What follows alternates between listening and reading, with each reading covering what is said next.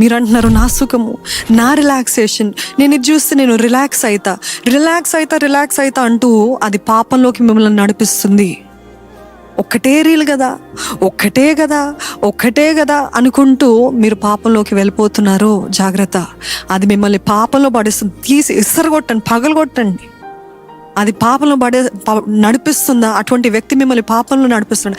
I do not want to have any more relationship with you అని ధైర్యంగా చెప్పండి. What is stopping you? Is that person more important then God? Is that relationship more important then the relationship you have with God? ఎంతసేపు వాళ్ళు బాధపడతారు, వీళ్ళు బాధపడతారు అని చెప్తూ దేవుడు ఎంత బాధపడినా పర్వాలేదు కదా మనకి. దేవుడిని హృదయం ఎంత గాయపరిచినా పర్వాలేదు కదా. ఇప్పుడు గాయపరచండి, ఇప్పుడు బాధ పెట్టండి, కానీ ఒక రోజు వస్తుంది, తీర్పు దినం వస్తుంది. ఆ తీర్పు దినం రోజు నేను నిన్ను ఎరుగను పో అని చెప్పినప్పుడు అప్పుడు గ్రొమ్ములు బాదుకొని ఏడ్చిన ఎటువంటి లాభం ఉండదు.